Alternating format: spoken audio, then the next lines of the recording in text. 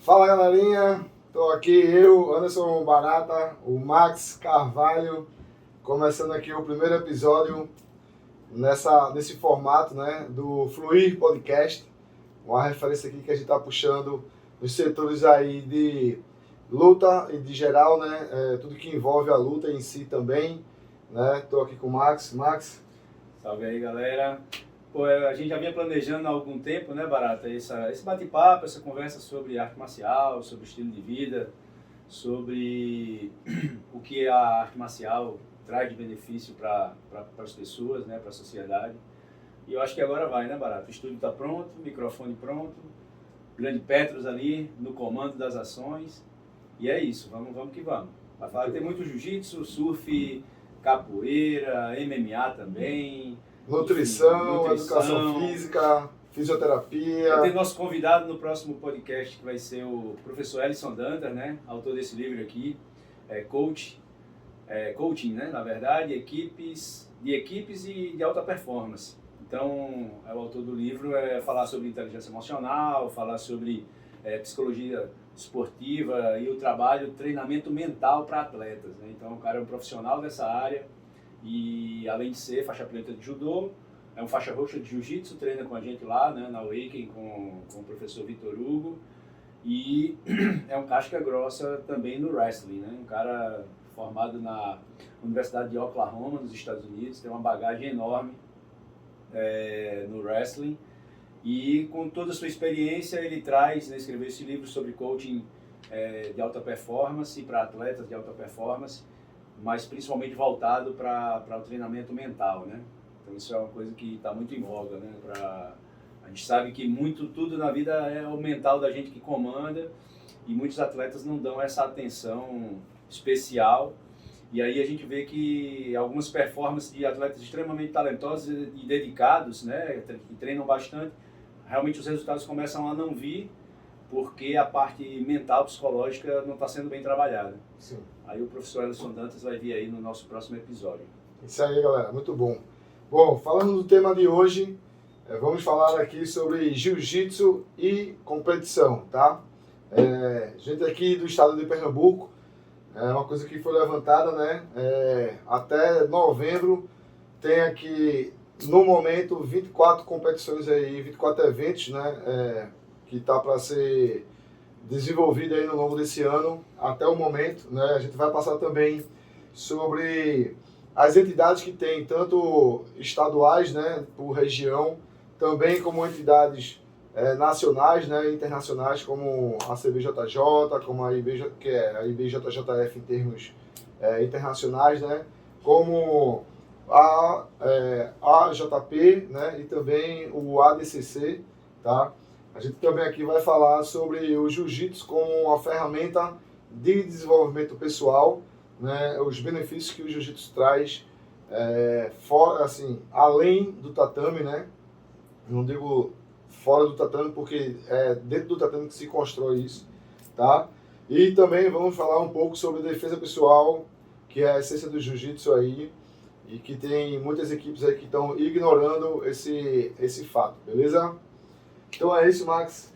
É isso aí, vamos lá. É uma pauta bem abrangente que fala, né, bastante sobre o jiu-jitsu, que vale salientar que o Fluir ele vem com essa pegada da gente estar tratando o jiu-jitsu não só como uma modalidade esportiva, mas também como estilo de vida. Então, nós vivemos esse estilo de vida. Todo mundo sabe que a MXA está aí completando 12 anos, né? A empresa que a gente fundou aí em 2010, que tenta fazer o seu trabalho voltado para quem busca um estilo de vida através da arte marcial, mas que hoje tem um foco bem grande para o jiu-jitsu, né? Porque a gente enxerga o jiu-jitsu hoje com um crescimento muito grande, não só nessa parte de competição, mas no que diz respeito a essa questão de melhoramento, né, da vida pessoal e da sociedade onde o artista marcial, né, tá inserido. Então a gente vê que vai ter muita coisa falando sobre jiu-jitsu aqui, né? Não só no podcast de hoje, mas no decorrer daí dos tempos também. Isso também não quer dizer que a gente venha abordar os esportes que a gente gosta de fazer também, né, Barata? Então tem o surf, tem o skate, enfim, tem outros elementos aí também que a gente vai estar trazendo. A capoeira. Capoeira também, que aí É a minha base ali, né? Sim. A minha base foi na capoeira, comércio turístico. Mandar um abraço lá na Universidade Católica. A galera do judô também, né? A galera do judô, pouca gente sabe, né? Mas o jiu-jitsu em Pernambuco teve uma base muito forte, né? Na Associação Nagai, que está até hoje, desde 1971. Fundação em 1971, cara. Antes de eu nascer já existia a Associação Nagai, que ainda continua fazendo um trabalho incrível, né? Aqui com educação. 50 anos aí, né? 50 anos, mais de 50 anos, na verdade, né? Então, eu vou fazer 50, né, Barato? Agora no final do mês sou de 72. Então a Associação Nagai já passou dos seus 50 anos aí de existência. Acho que praticamente o Recife inteiro já pelo menos já treinou com alguém da Associação Nagai, seja nas escolas, né, onde eles dão aula há muitos anos, ou seja na própria associação que fica aqui em Setúbal, né? Fora a quantidade de professores que ele formou, né? Que a associação em si formou, e que esses professores deram continuidade em várias escolas, como você falou. E eu acho que pouca gente sabe que a base do jiu-jitsu de Pernambuco tem o pé na Associação Nagai. Então, os primeiros professores que vieram passaram pela Associação Nagai, né? Ali, muita gente, de certa forma. De alguma forma, o Gesiel, Sim. o Gutenberg Melo, todos tiveram uma passagem ali dando aula dentro da Associação Nagai, que era uma associação de judô, mas que abriu as portas para outras artes marciais, o Aikido, o Kung Fu, o Karatê, que ainda existe, né? Por mais que o carro-chefe seja o judô, o jiu-jitsu teve ali no começo ali da década de 80, não sei, essa galera mais antiga passou por lá também, né? Então tem muita coisa ali de história, né, que a gente vai trazer aí qualquer dia um dos componentes, a Luana, o Sérgio, o Silvio. Então, quem sabe até o Sensei Tadal, né, que o Tadal com certeza vale demais trocar uma ideia com a gente aqui, né? Sim, com certeza. Bom, então é isso. Como a gente estava falando aqui, vamos dar o start pelo lado da competição em si, né, que muitas competições, em janeiro passando aí, quer dizer, já passou, já está aí no meio de fevereiro, né? Tem uma competição ainda em fevereiro, que vai ter a da Copa Mica, ainda nesse mês. Vão ter outras competições aí ao longo do ano, como a gente falou aqui, 24 competições já está programada até novembro, beleza? Então, para quem gosta de competição, para quem quer competir, tem aí um calendário extenso de competições para vocês definirem aí qual competição vocês querem, qual é a meta da competição para vocês no ano de 2022, tá? Então, fale com o seu professor, converse com o seu professor aí para que vocês tenham essa ideia de ter um foco para competir, né, em competição. Então, mirar aquela competição que vai valer mais para vocês aí, aquela competição que vai ou somar ponto, né? Tem competições que dá pontuação aí para um ranking, né? Então, se é esse o seu desejo, converse com o seu professor, procure as pontuações aí das competições que tem. Se não, se é só questão de título, corra atrás, mas bote a meta para vocês correrem atrás aí da meta de vocês para o ano de 2022, né? Muita equipe aí é focada somente em competição, né? A maioria, né? Acho que a maioria das equipes... O jiu-jitsu que a gente treina hoje, né, Barato, é o jiu-jitsu de competição.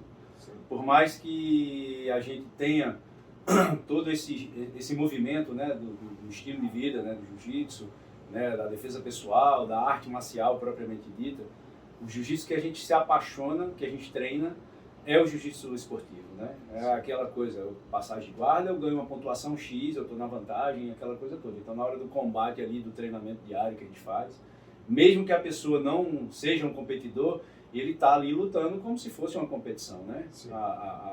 A regra que é estabelecida mundialmente é a regra básica ali, né, da CBJJ, da IBJJF, e a gente treina esse estilo. Mas é importante saber que o jiu-jitsu é muito mais que isso, né? Tá, a gente considera que o jiu-jitsu de competição ele é a cereja do bolo do jiu-jitsu, né? Quem treina jiu-jitsu, ele no dia vai ter, quero me sentindo bem, vou lá, vou querer lutar, vou querer competir. Então, para enfrentar seus medos, né? Que é bom você sair da zona do conforto. Que faz parte do estilo de vida, né? Também. Sim, esse estilo de vida da gente faz com que um dia você queira se testar, queira ir lá lutar, né? Ou queira ir lá para vencer, para ser um campeão, enfim. Depois, você às vezes começa o jiu-jitsu, você nem pretende, não quero nunca competir, às vezes o cara é um master e tal, mas dependendo da equipe que ele vai estar, aquilo é naturalmente estimulado, porque ele vai estar treinando com competidores, às vezes o professor é competidor, então isso faz com que estimule o praticante a querer um dia ir lá e se testar. E como o jiu-jitsu é uma arte marcial extremamente democrática, né? Então você tem as categorias de graduação, a categoria de peso e a categoria de idade, né? Então você se sente realmente confiante de querer lutar um estadual, um regional, um brasileiro, né? E não é uma coisa de outro mundo, né? A gente se inscrever numa competição e ir lá fazer um rola duro. É isso aí. A ideia da competição em si, que eu tive minhas competições, não sou um cara de fazer competição sempre, de estar competindo, correndo atrás de competição, mas eu sei e tenho plena ciência disso, passo para os meus alunos também, e digo para qualquer um que, tipo, se você quer melhorar o seu jiu-jitsu em si, né, não só o jiu-jitsu, claro, mas se você quer melhorar de uma forma geral, né, então que vá para a competição, porque na competição em si, você é testado, né? Vamos dizer assim. Você vai sair daquela zona de conforto de que você só treina naquele lugar, na sua academia, com seus amigos, que terminam sendo amigos, né? Cai numa certa zona de conforto que não mexe com o seu emocional, né? E aí e também faz você evoluir de uma forma um pouco mais lenta, vamos dizer assim. Mas quando você vai para a competição, que você é um cara competidor, né? Toda competição, na grande maioria das competições, você está indo, você está se testando, você não só bota em prática aquilo que você está aprendendo na academia, né?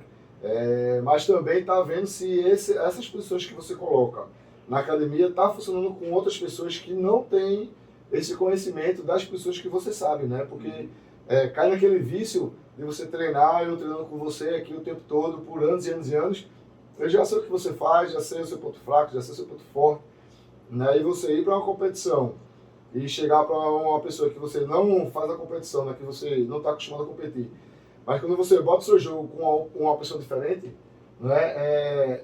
Tem as duas vias. O cara pode estar num nível superior, que você, se você não é competidor, normalmente tem esse choque, né? Um cara que está num ritmo muito maior, competindo direto, né? Foi o meu caso até com o Henrique. O Henrique, competidor nato, eu entro em competição de vez em quando. Então, o ritmo de competição dele é um outro giro, uma outra velocidade, uma outra pegada, tudo. Isso evolui demais, né? E, e você entrar sem ter esse ritmo de competição, isso atrapalha, de uma certa forma, você. Mas, se eu for entrar somente com a mentalidade da competição em si, se eu não tiver aberto para o aprendizado, então aquela competição para mim foi ruim, mas para mim foi excelente, porque eu vi vários pontos que eu precisava melhorar que eu não tinha visto, né? Porque eu estava acostumado a competir, a treinar com vários amigos, né? Por mais que seja de outras academias, né? Ou seja, da mesma academia, mas com outros professores. O jogo termina se casando de certa forma, mas você ir para a competição em si, você evolui a sua questão técnica, né? Você aprende com a pessoa que está competindo com você, você vê o ponto forte seu, que de repente não funcionou, você, eu poderia ter feito assim, poderia ter feito assado. E você está sendo botado em teste, botado em prova. Toda a competição, todo final de semana, você constrói um elo de opções assim, para você que fica muito melhor.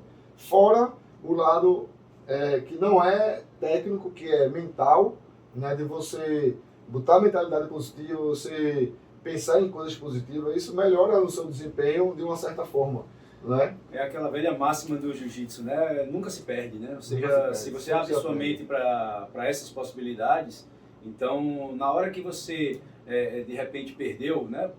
Da forma que for, você abre sua mente para esse lado que você está falando, você nunca vai perder, porque você traz um nível de aprendizado tão grande que você coloca não só na sua vida, como também nos seus treinos. E é muito claro isso. Quando a gente compete, a forma que a gente vem para o primeiro treino, né, se a gente perdeu a luta após a competição, cara, você percebe que seu nível já tá diferente. Assim. E ali você fica realmente martelando, mentalizando, poxa, perdi aquela luta por causa disso. e, cara, você fica com aquilo ali durante, às vezes, uma semana, às vezes 15 dias, né? Então, se você traz esse sentimento de forma positiva, é um nível de aprendizado muito grande. Se você traz de forma negativa, você nem aprende, você se frustra e aquilo fica uma energia ruim de você estar administrando. Você para de evoluir, né? Exatamente. Então, é a ideia, né? Aquela máxima que todo mundo já sabe que está dentro do jiu-jitsu, né? No jiu-jitsu a gente não perde, a gente aprende, né? Ou a gente vence ou a gente aprende, né? Então vence de todo jeito. Vence de todo jeito. E é um estímulo também para quebrar essa coisa do ego, né? De, poxa, eu não posso perder, eu não sei perder. Então o cara tem que aprender também a lidar com isso, porque a vida é exatamente isso também, né? Ninguém vence sempre, né? Não tem como. É que nem o jogo do jiu-jitsu, né? Às vezes a gente tá por baixo, às vezes tá por cima, né? Exatamente. Tem até muito meme que a galera já fala sobre isso, mas isso é uma realidade, né? É uma analogia muito boa para a vida, né? Então, às vezes você tá tomando porrada pra caramba da vida, mas você é resiliente, você segue em frente e daqui a pouco, porra, a vida dá uma cansada de bater, é onde você começa a bater também, você começa a evoluir e desenvolver. Assim, nessa trajetória aí de jiu-jitsu, de anos de jiu-jitsu, assim como você tem também seu tempo, quantas pessoas que a gente, eu fazendo muita cobertura para o MMA Brazucas, né, então eu via pessoas que entravam em competição, diversas pessoas que hoje são faixa pretas, que entrava na competição, mano, e perdia, mas estava lá em toda a competição. Exatamente. E eu já sabia, eu fiz, esse daqui vai ser um campeão de fato, porque não está desistindo, está indo na ideia de aprender. Daqui a pouco eu não vejo, depois de alguns anos, a pessoa campeão, ganhando, e daqui a pouco chega no ciclo também de ficar ganhando, perdendo, o que para ele ali já tanto faz, porque, como a gente falou, a cabeça começa a abrir para você ver que aquela ali eu errei por conta desse negócio aqui, então isso daqui eu já não faço. Você pega um cimentozinho, tapa ali naquele buracozinho ali, esse erro não caiu mais. E aí você está sempre... E esse nível de evolução, ele é muito interessante porque o período de competidor, ele vai realmente diminuir aquele ímpeto, né? Às vezes o cara, quando é muito jovem, ele tá no gás, só pensa em competir, é competição todo final de semana, mas quando você percebe que a vida dentro do jiu-jitsu não é só isso, então o nível de sabedoria que você traz no futuro para ser um professor, quando você sabe lidar com essas emoções, porque você já passou por aquilo, é muito maior. Então você vai ser um professor muito mais capacitado para saber lidar com cada perfil de aluno que vai ter no futuro, né? Sim. Ou que tem no presente. Sim. Mas tem que estar aberto para essas situações, tem que realmente entender sobre essas questões do ego e ir ali administrando, né? Porque é muito difícil, né? A gente administrar o ego não é uma coisa simples, mas eu acho que o jiu-jitsu traz esse poder para nós também, né? A gente passa a entender um pouco melhor sobre nós mesmos, né? E saber que as variáveis da vida existem. Então, vai trazendo esse componente que você vai aplicar depois de outra forma. No jiu-jitsu, não de competição, mas como um professor. Quando a gente fala de um professor, a gente fala como um professor no sentido literal da palavra, né? Não é só um professor de técnicas, é um professor de arte marcial que está ali para construir caráter, né? Para ajudar na formação de caráter dos seus alunos, né? Então, eu acho que a competição, ela traz muita coisa positiva para você agregar nesse contexto geral que é o jiu-jitsu, né? Que a gente entende hoje como o jiu-jitsu, como uma ferramenta incrível, não só de inserção social também, porque dá muita oportunidade para pessoas que estão ali à margem, que de repente encontram o jiu-jitsu, como tantas pessoas que a gente conhece, e de repente aquele estilo de vida do jiu-jitsu tira ele de possibilidades ali de entrar para um lado ruim da vida, né? Então isso aí tudo tem que ser somado. Então falar sobre jiu-jitsu aqui na Barata, o podcast tem esse princípio também, né? Que é tentar abranger o máximo do que o jiu-jitsu significa para nós, né?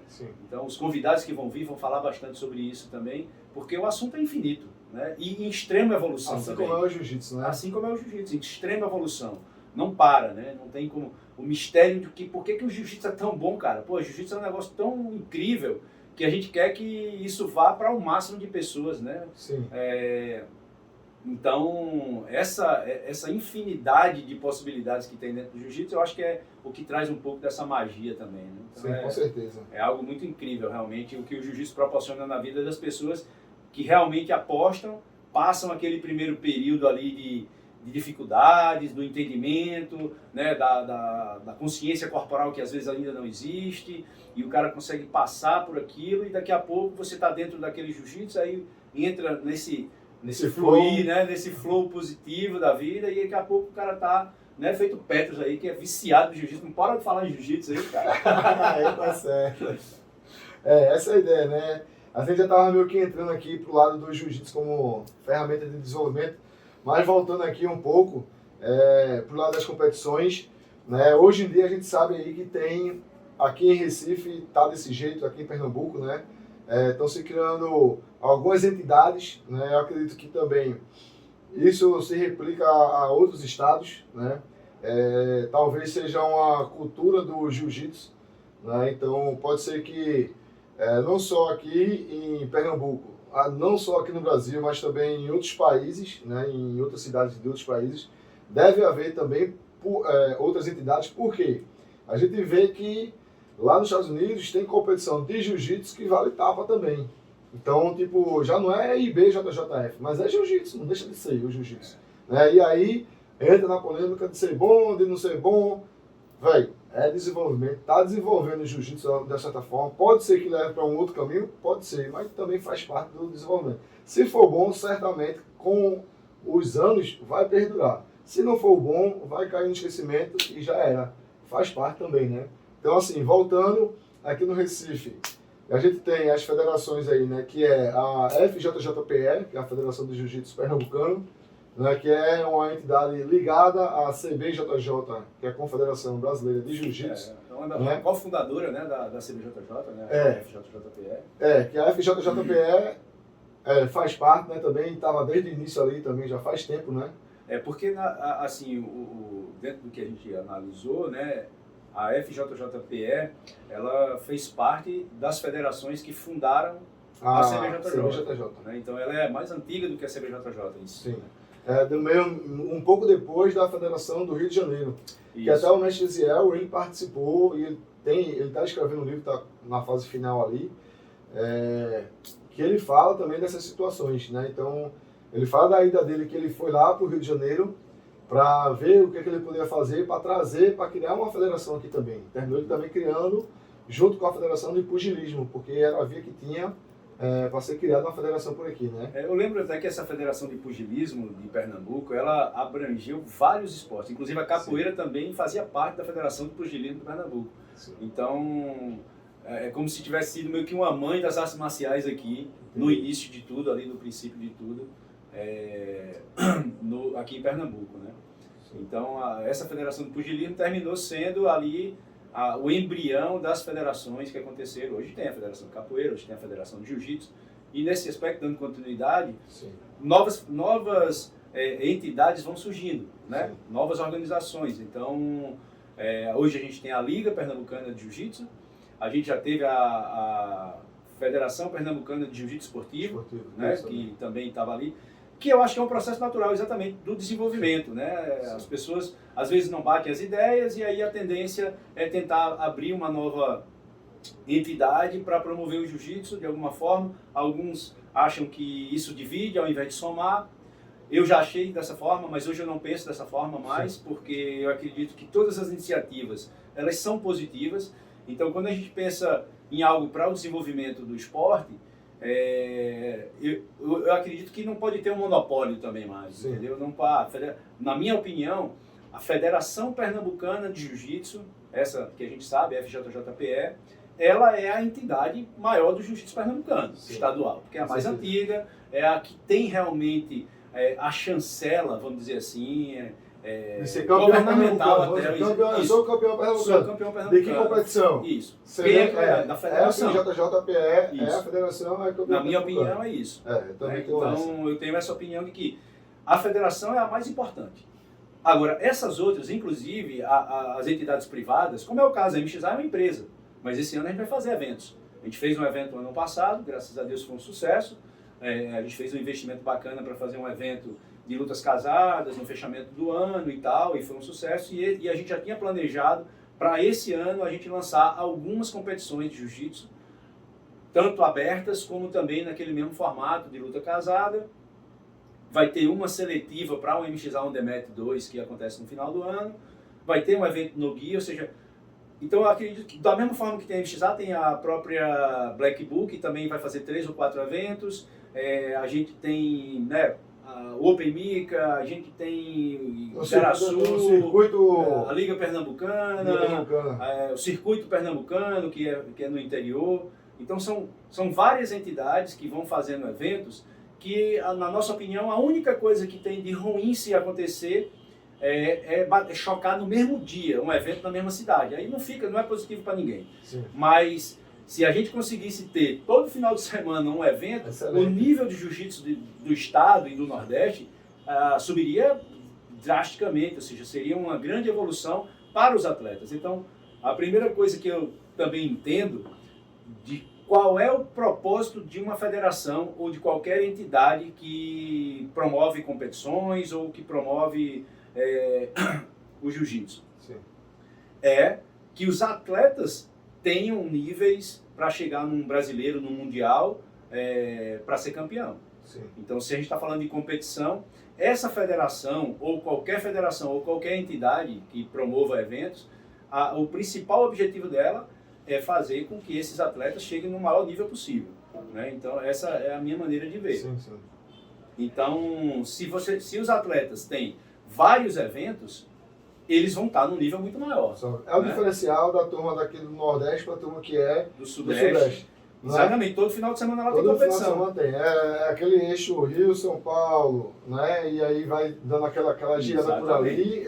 Tem muita competição, praticamente todo final de semana. Então o ritmo de competição é o diferencial. É o que a gente estava falando exatamente. aqui, né? Você tem um atleta, como você comentou, né? Você fez uma luta casada com o Henrique Gomes, que a gente sabe que é um atleta que, além de ser um atleta de alto nível técnico, é um cara que treina e que busca estar sempre competindo para poder realmente... ele e a família dele são competidores, né? Então a gente vê ele competindo sempre. E no seu caso, você compete esporadicamente. Então, o ritmo, né, que você está ali, ele fica diferente. Sim. Eu também senti isso quando eu fui lutar o Sul-Americano. E eu percebi que na minha chave eram 6 atletas que tinham lá. E eu era o único que era de fora, né, que era aqui do Nordeste. Os outros todos eram lá do Rio de Janeiro, tinha um cara de São Paulo. Sim. Então, eu perdi na semifinal. E depois, cara, vi mesmo que ali estava claro que o que faltou para mim foi realmente o ritmo de competição, né? E ali depois eu vi os caras comentando entre eles e tal. Poxa, tá 2-2, tá 2-2. Outro falou, não, tá 3-2 para mim hoje, eu vou pegar na próxima. Ou seja, quando eu vi, os caras já tinham lutado 5 competições, né? Logo depois que passou a pandemia. Né? Então, ou seja, caramba, quando eu olhei aquilo, eu fazia 2 anos que eu tinha lutado minha última competição. Pois esse ritmo aí conta bastante, né? Em termos de desenvolvimento, assim, de jogo, de raciocínio, daquele fluido, né? Como uma pessoa que treina todo dia e uma pessoa que treina 2 vezes na semana, né? O fio, né? O flow, como a gente chama, né? Deixar o jiu-jitsu fluir ali para que... como foi que tu fez isso? Não sei, velho. Simplesmente foi aparecendo e o corpo foi fazendo. Você entra... Eu vi uma vez o Roger falar que quando ele está competindo, ele meio que entra no estado de meditação. Né? Porque tipo, ele está tão no flow ali de respiração e movimento que ele nem sente. Quando vê, já está fluindo já. Às vezes é que ele tem os lapsos de... Eita, pô, tô no meio da competição e tal, mas muitas vezes ele disse que ele entra num flow ali que você vê o semblante dele, pelo semblante dele na competição, que ele está no estado... É diferente. É diferente. É diferente. A gente teve aqui... A gente tem alguns atletas, né, que hoje pernambucanos e aqui do Nordeste, que a gente acompanha e que a gente vê a diferença. Quando veio para cá, né, o Felipe Andrew fez uma série de seminários, foi lá na sua academia, foi na nossa academia também. Eu fui para 2 seminários dele, né, fui um lá na Awaken, e a gente promoveu, na verdade, esse seminário. E fui também para a Rise, né? Então, quando você vê o cara rolando, você vê ele treinando ali com a gente, você vê realmente que o cara tá num nível, cara. Outro nível. É muito diferente, muito diferente. Então, o número 1 aí desde 2018, né? Outro cara que veio também, de plano, né? que chegou e falou, chegou aqui para treinar com a gente, foi o Roosevelt, né? Que a MXA patrocinou o Roosevelt da faixa azul até a faixa marrom. Sim. O cara já tinha um alto nível, um grande potencial, mas ele ainda não era o atleta que ele é hoje, né? E hoje você vê o cara, um faixa preta, que está entre os melhores do mundo, né? E ele estava aqui um dia desse, aqui na Paraíba, entendeu? Então, assim, o nível que essa galera busca, né, de competição e por conseguir, de repente, estar num lugar onde ele consegue ter uma quantidade de competições grande, esse nível naturalmente vai subir muito mais, né? Com certeza. É diferente. Então, voltando à ideia das federações e das entidades que vão promover o jiu-jitsu em termos de competição esse ano, falando aqui em Pernambuco, né? Como você falou, são 24 competições até novembro que estão programadas. Isso, que está dentro daquele grupo de organizadores de evento do Nordeste, vamos dizer ali, que é basicamente Pernambuco. Sim. Mas aí tem um pessoal da Paraíba e tem um pessoal, se não me engano, de Alagoas também. Mas assim, já são várias competições, né? Se a gente for fazer uma média, já são aí 2 competições por mês, pelo menos. Que não existia isso, né? A gente tinha uma competição a cada 2, 3 meses. Né? E esse ano a gente vai ter um movimento bem interessante de competições. A MXA, por exemplo, nosso plano é, a partir do segundo semestre, que vai ser o primeiro Open Nordeste da MXA, no dia 11 e 12 de junho, a gente faz esse campeonato aberto, mas logo em seguida, em julho, a gente já faz um campeonato de Nogi, que também é uma coisa que a gente tem que colocar em pauta, né? O crescimento do Nogi no mundo. Né? Então, uma das entidades que a gente tem aí, que o ADCC é um evento só para luta sem kimono. Então, já é muito antigo, já é bem tradicional. Exatamente, né? E é como se fosse a Olimpíada do Jiu-Jitsu sem kimono, né? Então, para mim, a melhor competição sem kimono quer dizer, é uma das melhores competições. Não, sem kimono é indiscutível, né? Se for botar os dois, é um dos melhores do mundo. Exatamente. Em termos de competição, porque tanto o wrestling, né, pessoas que foram competidores tipo de luta livre olímpica, né, estão lá, os caras treinam pra renome, all wrestling, os caras entrando também, gente de MMA,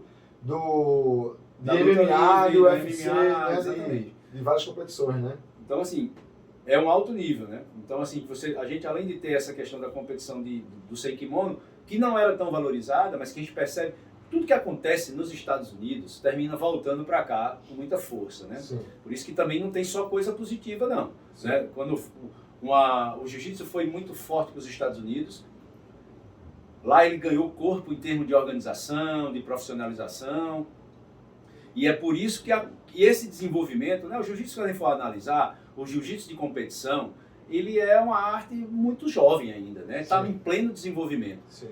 Então, quando vai para os Estados Unidos, que tem uma visão comercial muito forte de tudo, eles vão colocar o tempero deles também. Sim. E isso vai vir, né, vai ter o efeito rebote para cá também. Sim. Então, a gente teve o primeiro efeito rebote dos primeiros professores que foram para lá e que depois trouxeram para cá as ideias de organização de academia, né, de ter um tratamento diferenciado para os atletas, para os alunos, né? Sim.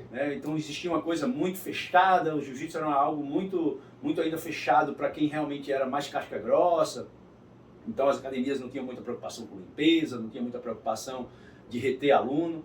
E nos Estados Unidos não é bem assim, né? Nos Estados Unidos, negócio mais comercial, um negócio mais certinho, organização. Exatamente. Juntou, né? Porque o Brasil exportou os melhores campeões assim e agora foi tudo para os Estados Unidos. Ainda está indo, né? Exatamente, continua da mesma forma, né? E tipo, estão formando um celeiro lá de gente, ele já tem pessoas que são mestres, né, de jiu-jitsu americano, entendeu? Tipo, já tem 8, 7 graus já. Exatamente. Os caras tudo casca, porque desde a década de 70 que a turma tá indo pra lá, né? Então, assim, exatamente isso. Então, por mais que a gente não goste, por exemplo, eu não gosto do jiu-jitsu com tapa. Não acho legal de ter ali o jiu-jitsu com taparia. Mas isso faz parte do desenvolvimento. Tá lá, nós importamos para lá, os caras já tem até um movimento de American Jiu-Jitsu, que na minha maneira de ver é uma simples estratégia de marketing. Só entendeu? Uma tag. Botaram ali uma tag para poder trazer alunos para eles, os nacionalistas, vamos dizer assim, chegar e dizer, não, Brasília Jiu-Jitsu e American Jiu-Jitsu. É para trazer aluno. Na minha maneira de ver, é uma estratégia de marketing que eles têm. Como existem realmente, os caras que são defensores dessa bandeira do American Jiu-Jitsu, eles obviamente são americanos, são faixas pretas e são caras casca grossa, né? Campeões ali, né? Gordon Ryan, no sem kimono, que é hoje para mim o melhor lutador de sem kimono do mundo. O Kina Cornelius, que também já foi campeão mundial, já foi campeão, inclusive brasileiro, se não me engano, né? Veio para cá, porque o campeonato mais difícil que existe no mundo é o brasileiro. Né? Então, o americano que quer realmente dizer, eu sou casca grossa, eu sou fera, ele não tem que ganhar só, ele não pode ganhar só o mundial, ele tem que ganhar o mundial, ele tem que ganhar o brasileiro aqui também, né? O primeiro campeão mundial de jiu-jitsu, que na época a competição era no Rio de Janeiro ainda, foi o BJ Penn. Né? O primeiro faixa preta, campeão mundial, estrangeiro. Né? Então, assim, o casca grossa, velho, demais, nada Havaí, prodígio, né? Então, assim, abriu porta, né? Eu tive o prazer de conhecê-lo até, cara, gente boa, tranquilo, simples, porque como ele é ligado ao Dedé Pederneiras, né, ou seja, a Nova União no Jiu-Jitsu ali, então eu fui na graduação, a faixa coral do mestre Wendel Alexander, e aí o BJ Penn estava lá. Né? Ele estava lá, ele não treinou com a gente, mas ele estava treinando para a última luta que ele fez, né, no UFC. Ele estava lá treinando, então eu cheguei a treinar no horário logo após o treino dele. Então eu vi ele treinando, mas ele não estava treinando jiu-jitsu, ele estava treinando realmente o MMA. Tava no foco. E você vê, né, pô, o cara estava sempre bem envolvido ali com a cultura, né, brasileira, carioca ali, totalmente misturado com a galera, entendeu? Ele treinou muitos anos, né, com a turma da Nova União, não só o jiu-jitsu, mas também o MMA em si, né? Exatamente. Muito massa. Então, assim, concluindo essa ideia das entidades, eu acho que é salutar que existam essas entidades, e aí vão ficar realmente quem são as melhores, e aí, indiscutivelmente, a FJJPE, ela vem passa por muitas críticas, por muitos problemas, tinha um processo extremamente arcaico, mas está aí. Ela nunca deixou de existir, né? Então, hoje tem uma nova gestão que vai provavelmente mudar de gestão no próximo, porque o presidente atual, que é o Ari, ele já foi reeleito, né? Já está na sua segunda gestão. Então, o próximo presidente não vai ser mais ele, já vai ser outra pessoa, né? Então, é nessa aposta aí que a gente acredita que a principal entidade do Estado ela venha realmente buscar um processo de desenvolvimento, de se atualizar, de se modernizar, evoluir, de né? entender que uma federação sem fins lucrativos, ela tem a obrigação dentro do seu estatuto de promover e fomentar o esporte. Então, não tem fim lucrativo, tem que ter realmente tudo que isso ter fim, não ser uma entidade sem fins lucrativos não quer dizer que ela não gere lucro, ela tem que gerar lucro. Mas esse lucro ele tem que ser revertido para o esporte, né? Então, esse é o formato que uma federação que realmente busca fomentar a atividade que ela está inserida tem que atuar, né? Então, se gera lucro, ou ela investe em cursos, ou faz um campeonato com uma premiação maior, ou dá uma premiação no final do ano para os campeões para lutar o brasileiro, né? Enfim, passagem, hospedagem, enfim, tem que trazer algo para que os atletas regionais do estado que se destacam possam representar Pernambuco ou qualquer um dos estados do Nordeste, do Brasil, possam representar bem lá o estado, né? No Campeonato Brasileiro, no Campeonato Sul-Americano que acontece no Brasil, até no Campeonato Mundial. O chancela aí as entidades que foram ligadas, como se fossem ligadas à confederação, né? Os campeões ali eles terem acesso de uma certa forma, né? Seja pelo menos com o ingresso, né? A inscrição em si, né? Para tipo a campeão pernambucano FJJPE, que é a entidade ligada à Confederação Brasileira. Então, de repente os campeões ali ou dos absolutos ou de alguma coisa, ou a federação custear para o cara estar lá, né? O que eu penso, Barata, é que a gente tem quem é do surf, né? Que tem muito tempo, que acompanha o circuito mundial de surf, eu acho que o jiu-jitsu poderia beber um pouquinho nessa fonte, que é o campeão ser o campeão de um circuito. A federação vai fazer 3, 4 etapas, ter uma pontuação para essas etapas, para o cara que é o mais constante ali, ele ser o representante do estado, falando aqui em Pernambuco, no brasileiro ou no mundial. Né? Então, o que define, na minha maneira de ver, o que seria mais justo e mais correto é ver o cara que é o mais constante durante o ano inteiro, Pô, esse cara, o cara pode até não ter sido um campeão, mas ele foi segundo lugar em todos, ele teve uma constância maior do que um cara que foi campeão, mas de repente perdeu as duas outras etapas na primeira luta. Sim. Então, assim, eu acho que o surf ele traz muito isso, de ter um circuito onde você tem ali realmente o campeão, né, pela Sim. constância. E a gente sabe que o cara que está bem, ele vai chegar bem nessas competições, porque aí ele vai ter realmente como meta, né, a federação está premiando o campeão pernambucano, não de uma etapa, mas o campeão pernambucano geral, com passagem, hospedagem, inscrição do Campeonato Brasileiro. Então, todos os melhores atletas vão focar realmente nessa competição. Até que então vai ser campeonato meta, né? Vai ser sempre campeonato meta. Eu tiro como exemplo pela equipe que eu treino, os campeonatos pernambucanos da federação são sempre meta. Sim. A meta é você quer lutar os campeonatos? Beleza, você luta os campeonatos, não tem problema nenhum. Mas esse aqui, bichos, o cara que é competidor tem que lutar. É como se fosse o campeão para ir pro principal. Exatamente. Sim. E óbvio, tem os outros campeonatos metas, são brasileiro, sul-americano, isso tudo que a gente fala da CBJJ e BJJF, né? E mundial.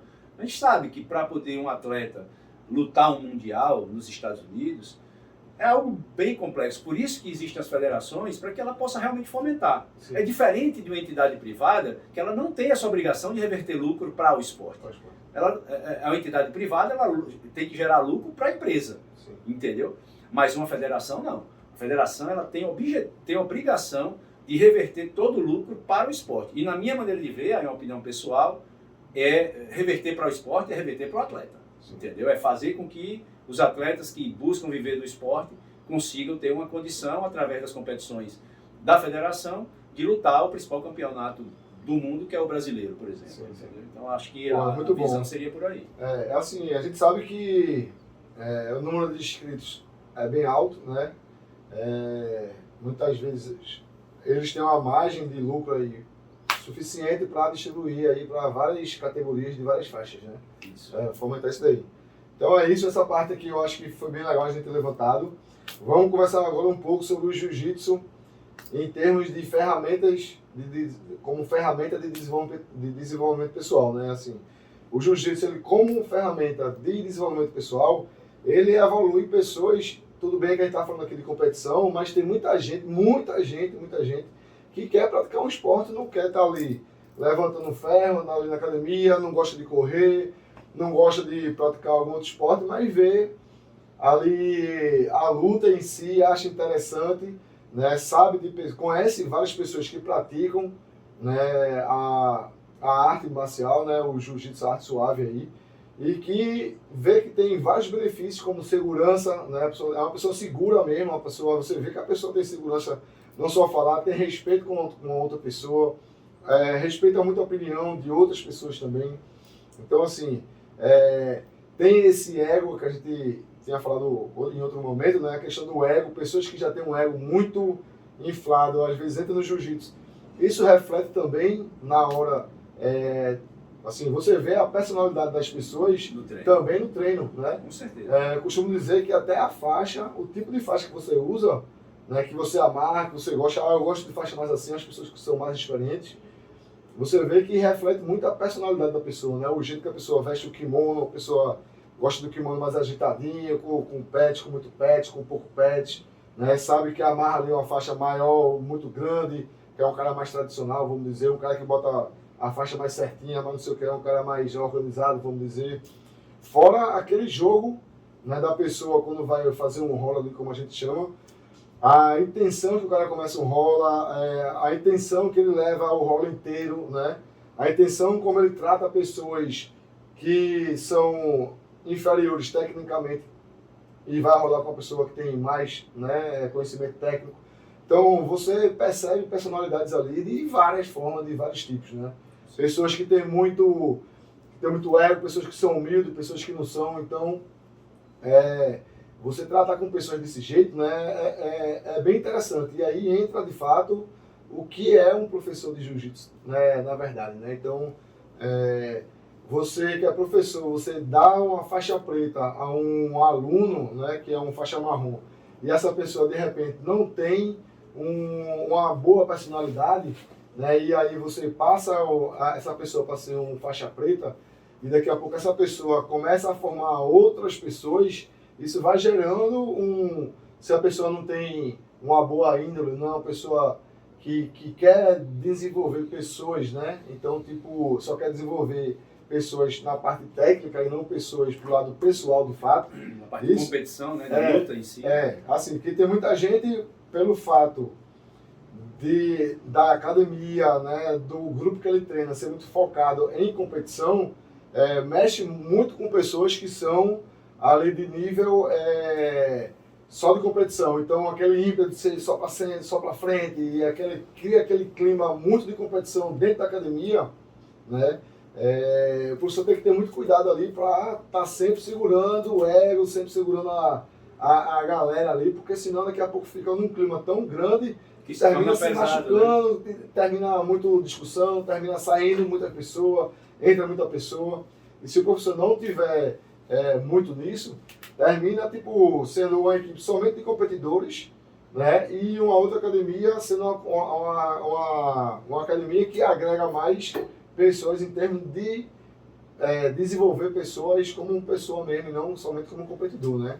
O grande lance disso tudo aí, né, Barata, é a ideia do equilíbrio, né? Que o jiu-jitsu traz também, né? Para quem busca isso, esse equilíbrio, né, de como você conduz a sua vida, ele é tão incrível que ele traz isso pra gente também. O cara que é muito explosivo, então o jiu-jitsu traz um pouco mais de controle, né? O cara que é muito tímido, ele consegue ganhar uma autoconfiança e isso melhora a vida dele também. Sim. Porque ele ganhando autoconfiança, ele não ganha autoconfiança só no jiu-jitsu, ele ganha autoconfiança no trabalho, dentro de casa, na relação com pais, com filhos.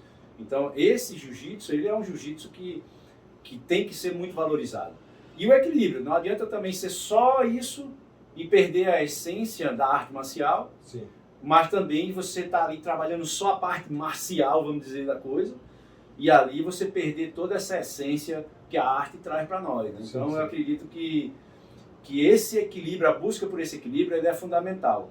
E aí realmente vai de professor para professor, e a responsabilidade de um professor de graduar um outro faixa preta, né? Sim. Então, se você tem um professor, um mestre, e que tem esse entendimento, que busca essa visão desse desenvolvimento humano, é óbvio que esse professor ele vai formar faixas pretas de qualidade mesmo, né?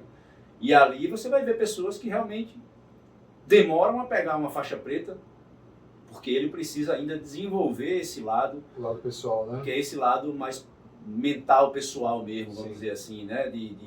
Seja de disciplina, respeito, que são pilares básicos que a arte marcial tem que trazer para a sociedade. Senão ela nem existia hoje como escolas, né?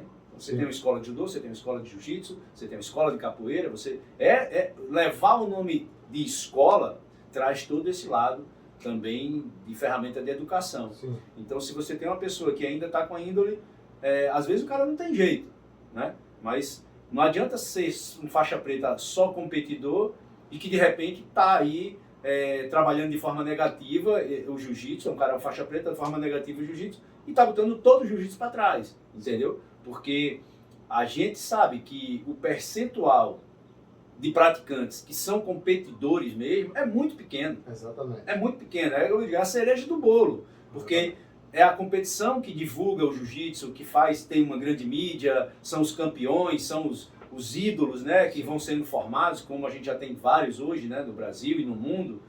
Então, ter essa visão de que a competição tem que estar equilibrada com esse lado da defesa pessoal, com esse lado, né, do desenvolvimento humano, ele é fundamental para o cara se graduar faixa preta, né, ou se graduar professor, na verdade. Sim. Né? Então, a gente sabe que, né, uma faixa marrom, você passar de uma marrom para uma preta, o cara que treina todo dia, o cara que está competindo, o cara que está sempre envolvido ali com o seu grupo, né, com sua equipe, é uma faixa de transição. Né? A faixa marrom é uma faixa ali que, pela regra, inclusive, da CBJJ, o limite mínimo é um ano. Então, se você está fazendo tudo certinho, depois de um ano, você já pega a sua faixa preta. Sim. Mas tem o lado subjetivo que Sim. o professor avalia, que não é também só ter um ano. É tudo isso envolvido e de repente o cara não tem que desenvolver mais esse lado disciplinar e o professor percebe que ele não tem e ele vai passar 1 ano, vai passar 2 anos, vai passar 3 anos e às vezes o professor não gradua o cara porque o cara realmente não tem condições de ostentar uma faixa preta, vamos dizer porque assim. É responsabilidade, né? É responsabilidade. Muita responsabilidade. O jiu-jitsu ele traz, né, assim, como esse sendo competição ou não, mas tipo, quando chega na academia, que vai todo mundo treinar, fica fora de cogitação a parte social, assim, classe A, classe B, classe C, classe D, pessoa de classe média alta, pessoa de classe média baixa.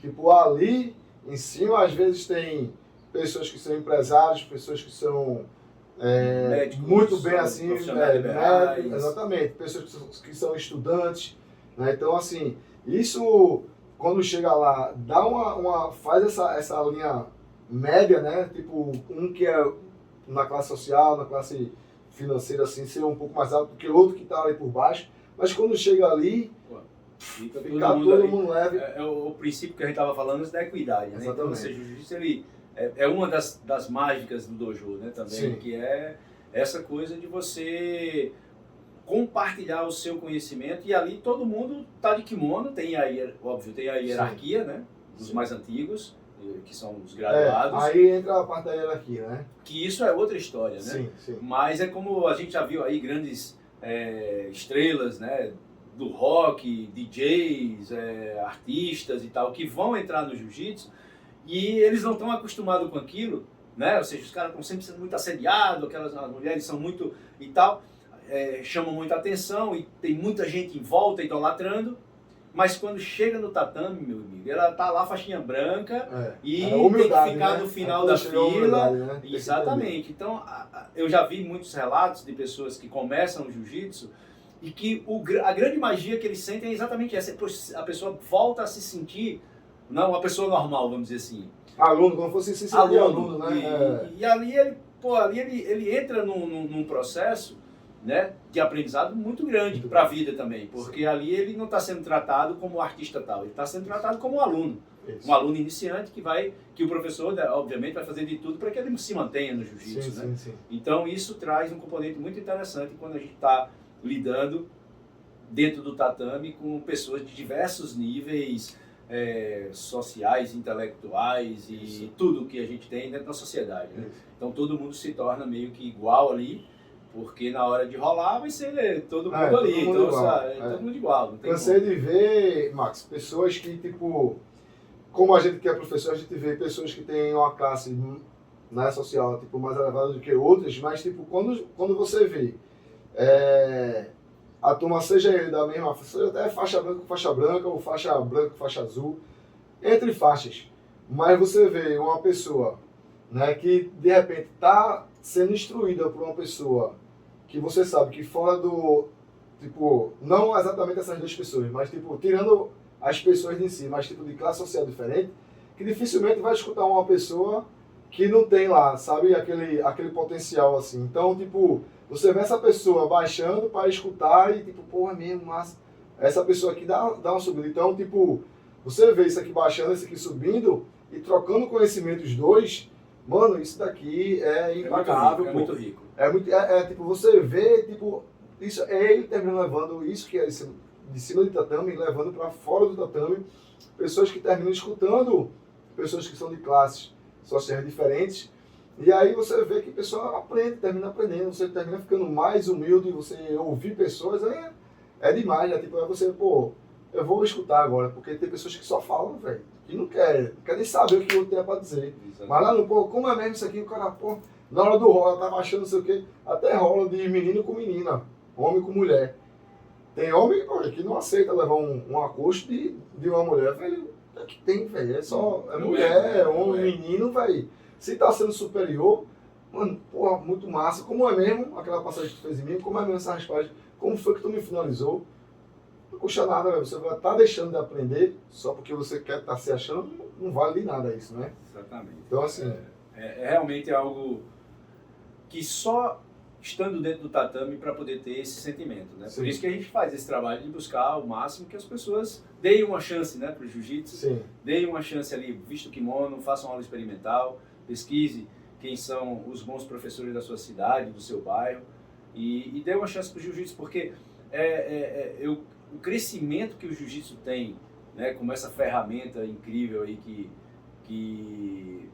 nós dispomos, né, para ser pessoas melhores, para buscar um desenvolvimento diferente, né, do que a gente já tinha. É uma terapia também, no fim, né, uma forma de você adentrar um portal que você deixa toda aquela confusão da sua vida de trabalho, das pressões, da tal, fica do lado de fora e você entra ali no lugar, né, de cura. Então você está ali no lugar que você vai passar 1 hora e meia. Você esquece completamente de tudo que tem fora, porque você precisa do foco ali dentro, né? Você está absorvendo, você está aquecendo, você está treinando, fazendo posição, que está precisando que você tem que prestar atenção naquilo, porque quando você direciona o foco, se você não direcionar o foco para aquela aula que o professor está dando ali, você não vai conseguir aprender. Não vai conseguir. Então o cara tem que focar mesmo, porque se você não aprender, você depois toma uma massa no rola, né? Então faz um processo que você realmente deixa toda a problemática, toda a função, né? Aquela coisa do dia a dia, da sua rotina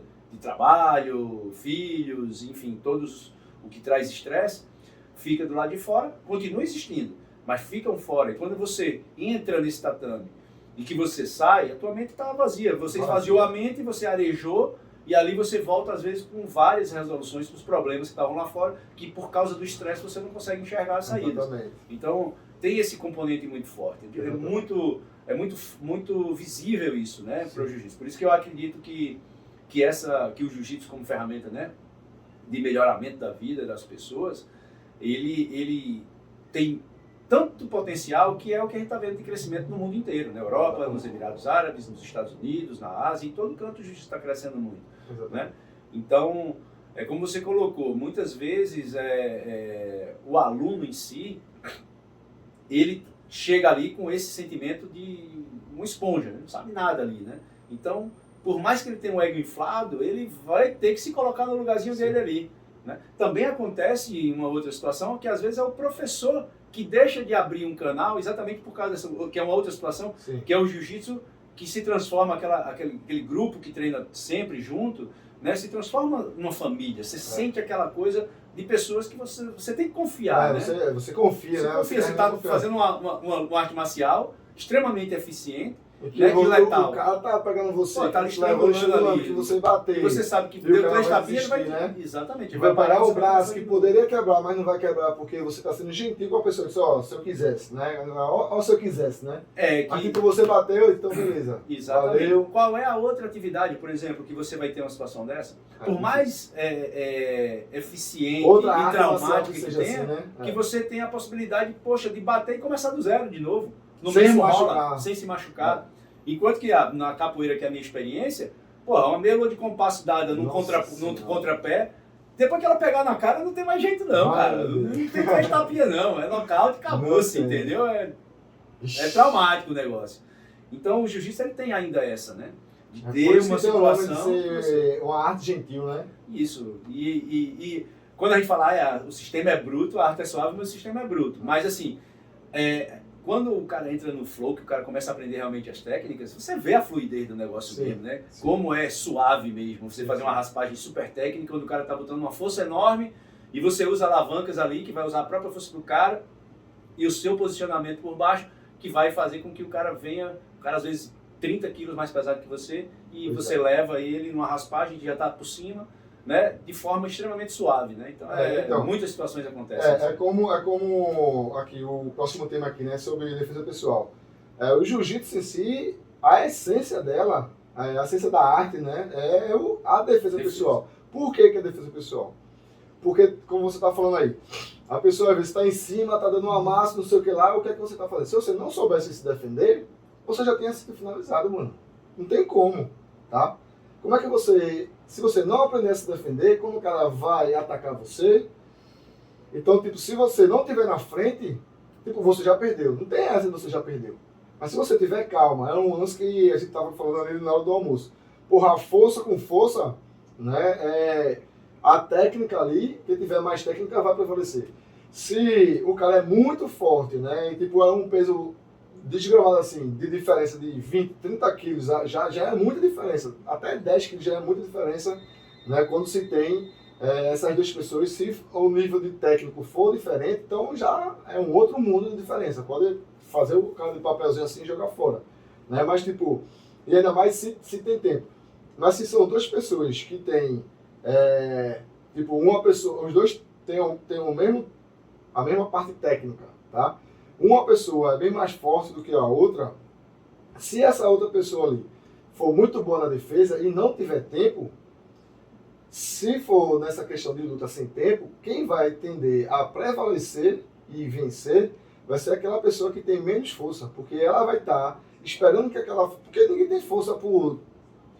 Assim, por 10 minutos pode até ser. Ele vai explodir por 20 um tempo minutos e vai pode cansar. até ser. Se o cara se defende bem nesses 5 minutos que seja, que é muito difícil o cara explodir 5 Sim, minutos, exatamente. Né? Com a força que for, se ele conseguir se Exatamente. defender, ele vai ter a chance e o cara não vai ter mais força, ele vai ter mais metade cabeça, né? Você já está totalmente aberto ali. Isso aí foi a essência do jiu-jitsu como defesa pessoal, na época que os gregos desafiavam a torta doidada aí, a galera todinha, velho. Chegava pros estivadores, velho, vamos no pau aqui, valendo dinheiro, e aí, para quem é que ganha desse baixinho aqui? Aí os caras, oxente, bora, todo mundo casa, bum, botava o dinheiro. Os caras chegavam lá, mano, não aguentava aquele sarrafo logo de início assim, daqui a pouco os caras começavam a perder. O que o Hélio dizia? Oxe, o jiu-jitsu começa quando? Quando o cara cansa, meu velho. Tá ligado? Porque quando o cara começa a cansar, começa a aparecer as brechas, o oxigênio já não chega a raciocinar o cara bem, já começa a aparecer falha e o cara vai, pô. Tipo, uma luta, quem não viu ainda, eu recomendo demais que assista a luta do André Galvão com o Ryron Gracie, tá? Então, assim, o Ryron Gracie extremamente técnico, Jiu-Jitsu Gracie raiz, né? O Galvão, velho, topo do casca aí, em cima de competição, competidor nato. Meu irmão, a pontuação fez milhões de pontos. A competição não era de pontos. Ela pegou, acabou.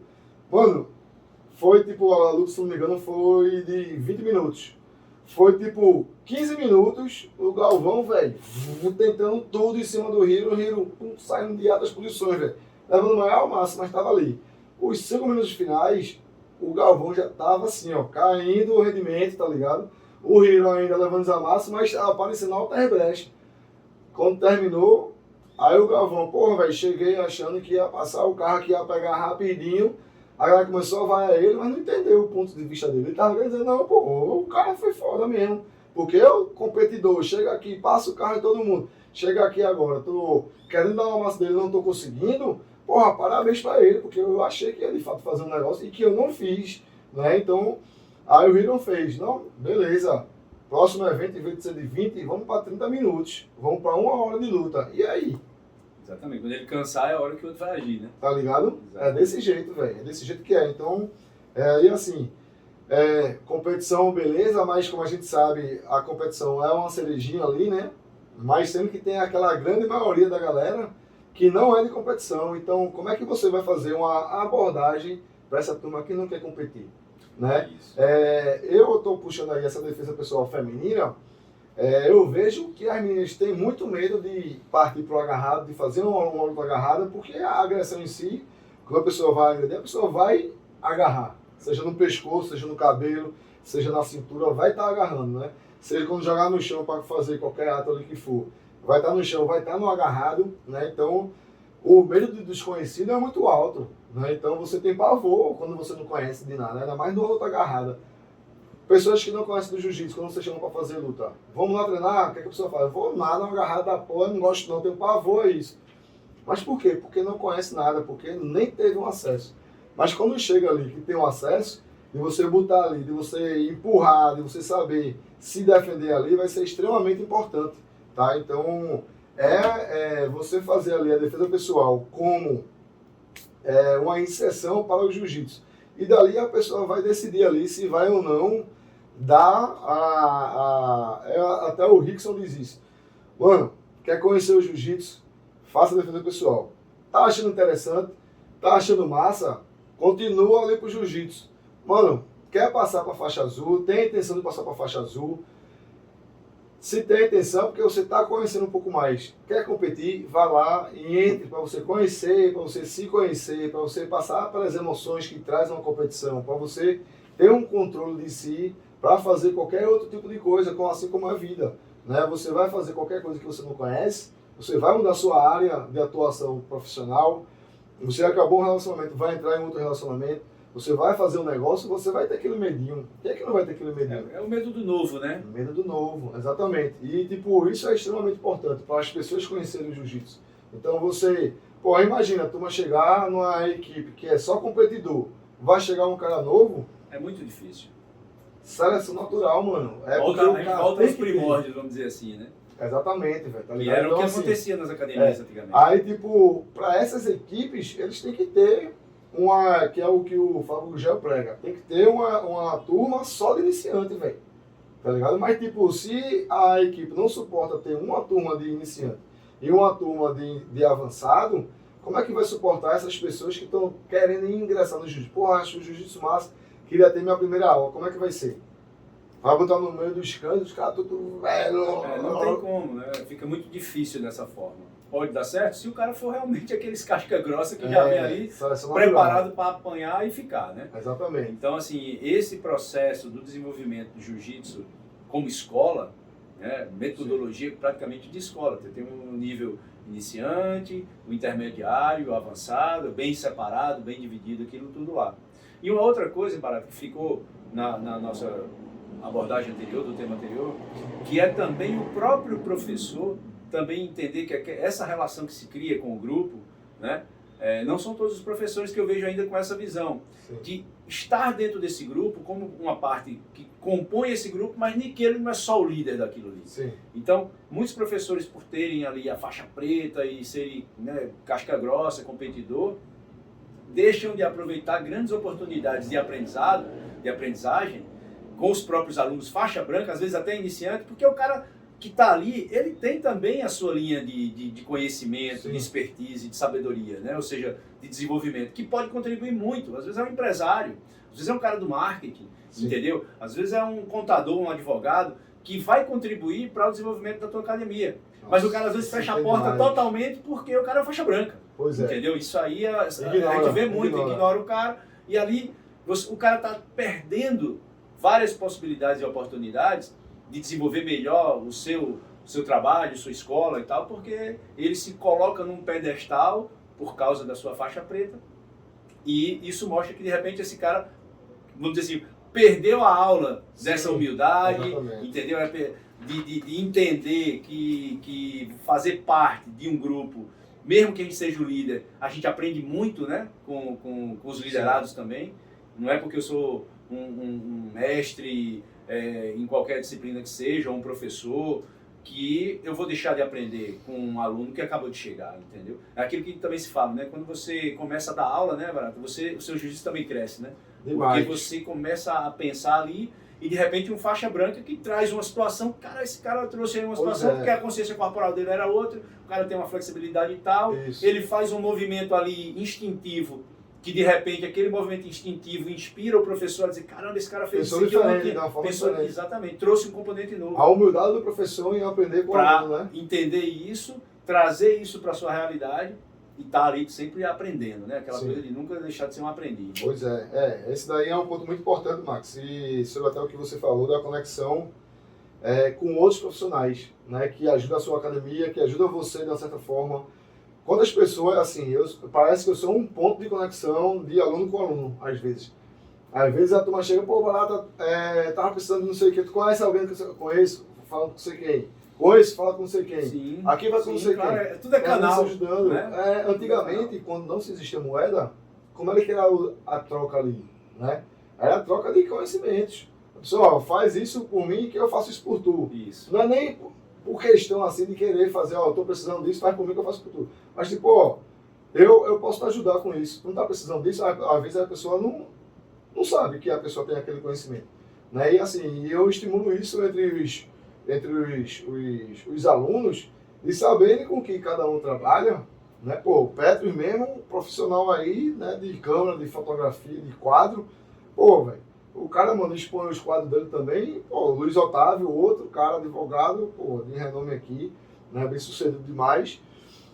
Pô, tava querendo, pô, tô com uma sala aqui, não sei o que e tal. Pô, Petros, e aí, Petros? Pô, Petros, rapaz, eu tenho uma foto massa pra botar aí que vai ficar show. Meu irmão, botou um quadro lá, ficou excepcional, pô. Meu mestre corístico, né, na capoeira fala isso. A capoeira é canal. O que é canal? Você ali dentro do grupo, você vai ter várias possibilidades de trocas, né? Que se não existisse aquele grupo, você teria muito mais dificuldade para encontrar. Exatamente. Né?